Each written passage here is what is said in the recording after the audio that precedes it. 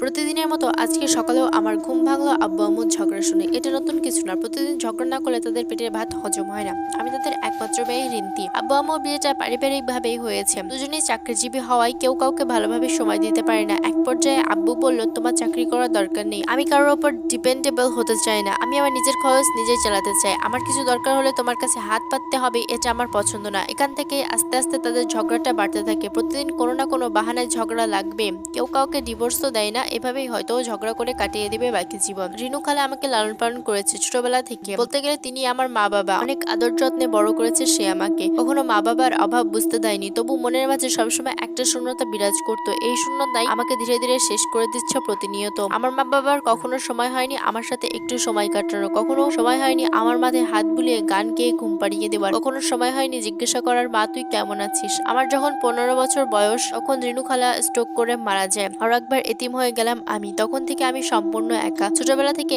এসব দেখতে দেখতে অভ্যাস হয়ে গিয়েছে। একটা সময় খুব কান্না করতাম, এমনও হতো সারাদিন কান্না করে কাটিয়ে দিয়েছি। ভাবতাম আমার মা বাবা অন্য সব মা বাবার মতো হলো না কেন, আমাকে যদি দরকার নাই ছিল তাহলে জন্ম দিয়েছিল কেন। রাতের পর রাত বাইরে কাটিয়ে দিতাম। ঘুমন্ত শহরে হেঁটে বেড়াতে খুব ভালো লাগতো। আমার ভিতরে শূন্যতা দূর করার একমাত্র উপায় আমার মৃত্যু, কিন্তু সুইসাইড করার সাহস নেই আমার। অনেকবার চেষ্টা করেও ব্যর্থ হয়েছি। মনে হয় কোনো অদৃশ্য শক্তি বারবার আমাকে বাঁচিয়ে নেয়। আজ বাড়িতে কেউ নেই, মা বাবা দুজনে অফিসের কাজে দেশের বাইরে গেছে। যাওয়ার আগে আব্বু আমাকে শুধু বলেছিল, আমরা কয়েকদিনের জন্য দেশের বাইরে যাব, তুমি নিজের খেয়াল রেখো। এতটুকুতেই তার দায়িত্ব শেষ। আমি তার কথার কোনো উত্তর দিলাম না, চলে গেল সে। রাত প্রায় 1টা, আমি ছাদে দোলনায় বসে দোল খাচ্ছি আর গুনগুন করে গান গাচ্ছি। হঠাৎ মনে হলো কেউ পেছন থেকে দোলনা ধাক্কা দিচ্ছে আর আমার সাথে সুর মিলিয়ে গান গাইছে। আমি চুপ হয়ে গেলাম, বোঝার চেষ্টা করলাম আশেপাশে কারো অস্তিত্ব আছে কিনা। চারিদিক ভালো করে পর্যবেক্ষণ করে কিছুই পেলাম না। আমি জিন ভূত এসবে বিশ্বাস করি না, তাই মনের ভুল ভেবে আবার গান গাওয়া শুরু করলাম। বাহ, আপনার গলা তো বেশ মিষ্টি। এবার খুব ভয় পেয়ে গেলাম, দ্রুত পেছনে তাকিয়ে দেখলাম কেউ নেই। আমি স্পষ্ট শুনেছি একটা পুরুষ কণ্ঠ, আমাকে আপনি দেখতে পাবেন না, দেখলে প্রেমে পড়ে যাবেন। কি আপনি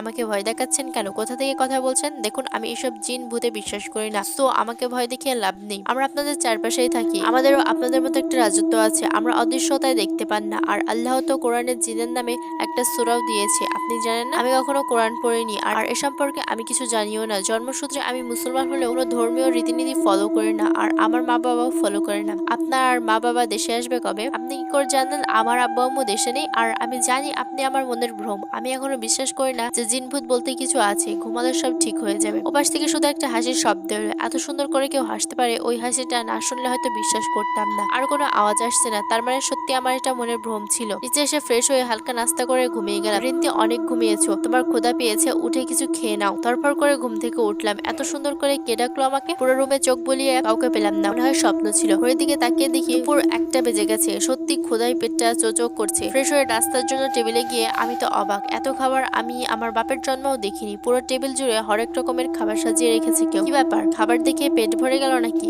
আর কত তাকিয়ে থাকবেন? এবার শুরু করেন। রাতে সে কণ্ঠটা আবার শুনতে পাচ্ছি। এখন তো চোখে ঘুমও নেই, মাথাও ঠিক আছে, নেশাও করি নাই। তারপরে সত্যি সত্যি কাল রাতে আমি জিনের সাথে কথা বলেছিলাম আর এখনো সে আমার আশেপাশেই আছে। বাবা গো, এখন আমি কি করব? কই যাব? দৌড়ে পালিয়ে যাবো নাকি? না, এটা বুঝতে দেওয়া যাবে না আমি ভয় পাচ্ছি, তাহলে ইজ্জত থাকবে না। আরে ভয় পাচ্ছেন কেন? আপনি তো জিন ভূতে বিশ্বাসই করেন না। হা হা হা। এই আপনি এভাবে হাসবেন না। আর কে বললো আমি ভয় পাচ্ছি?